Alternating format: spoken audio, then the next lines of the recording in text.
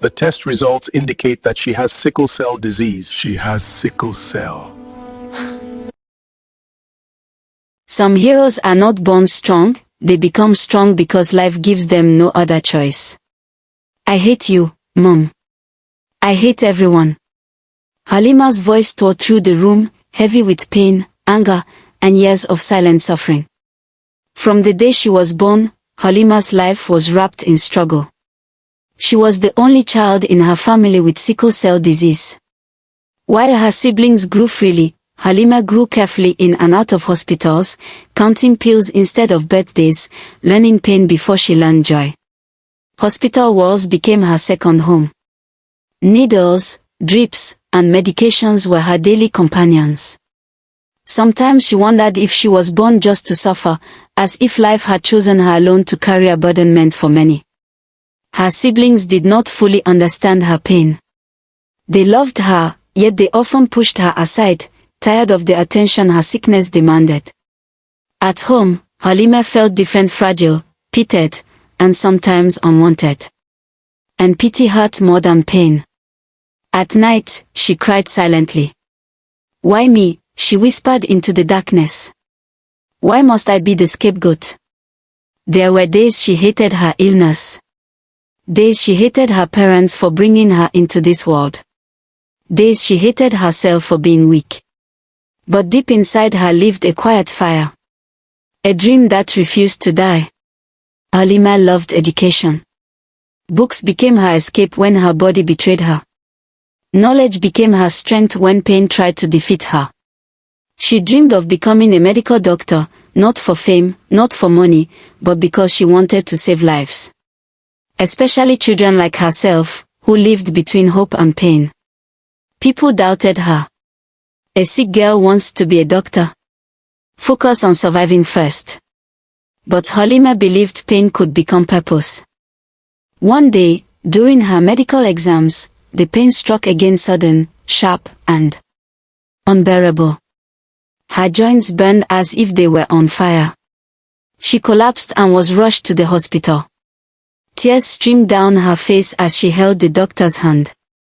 "Please," she begged, her voice weak, "give me painkillers. I have an exam today. I must write it." Her course mates gathered outside the ward, worried and praying. They knew her strength, but they also knew her limits. Still, Halima refused to give up. After receiving medication, she forced herself out of the hospital bed and made her way to the exam hall, trembling, sweating, and in pain. Every step hurt. Every breath felt heavy. She struggled through the exam, writing through tears and clenched teeth. That day, something changed. People stopped seeing Halima as just a sick girl. They began to see her as a warrior. Halima graduated with a first-class honors degree in MBBS. During her induction ceremony, she was called to give a speech. As she stood at the podium, the hall fell silent. Her hands shook, her eyes filled with tears, but her voice was strong. "I am Halima," she said softly, then paused. "A warrior." She took a deep breath. "After every sickle cell crisis, my chance of survival decreases by 5%. But here I am still striving. Still standing. Even with just a 2% chance of survival, I, Halima, will continue to do what makes me happy." She broke down in tears. The hall erupted in applause. Her parents cried not from fear this time, but from pride. The world celebrated her.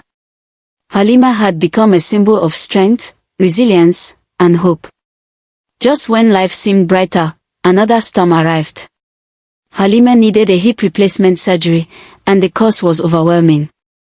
Her parents began selling their properties, their belongings, their peace. Halima watched her family fall apart because of her. "I am a burden," she thought. "I am destroying everything." One day, her younger sister Zainab asked their parents for money and was scolded harshly. Frustrated and emotional, Zainab stormed into Halima's hospital room. In anger, she said words she could never take back. "You should just die," Zainab cried. Our parents are about to sell the house because of you. Those words shattered Halima completely. She smiled weakly as Zainab left, but inside, her heart collapsed. All her strength, all her achievements, suddenly felt meaningless. She believed the world would be better without her. What Halima did not know was that someone had heard her story. Moved by her courage, the person decided to sponsor all her medical bills, including a bone marrow transplant that could cure her. After recovery, Halima would work in one of the biggest hospitals as a doctor. Social media was already celebrating her miracle. A doctor rushed to share the good news. But it was too late. Halima lay lifeless. Beside her medication. Beside it a letter. The warrior had fallen just steps away from her victory. At her funeral, Zainab was asked to read the suicide note aloud. Her hands trembled. Dear Mom and Dad, I'm sorry for the stress and pain I caused you. I hope you forgive me.